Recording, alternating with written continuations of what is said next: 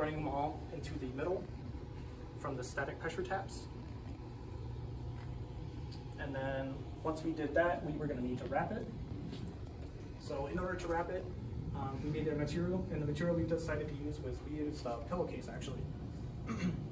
So the pillowcase obviously allows a little bit of air through it, so we needed to use a polyurethane coat. So it helps prevent air from flowing through it. Wow. If I can step in real quick. I prefer a 70% cotton, 30% polyester mixed fabric for high efficiency flight, but a pillowcase works as well. This actually would come back to bite us a little bit, partially due to time restraints.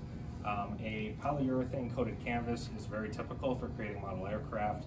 However, due to time restraints, we were not able to fully complete the actual finishing process, and so the finish was a bit rough.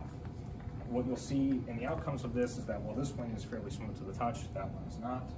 And the end result is that our drag values were quite high for this one, much higher than you'd expect. However, the actual lift values, which we can still directly compare, are very much in line with what we would. Okay.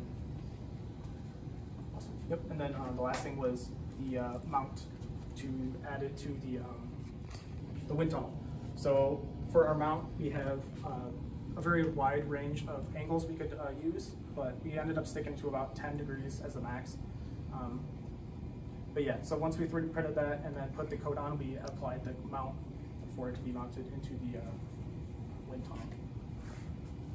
Okay, and then, so the next wing, obviously the 707 was next in our construction process.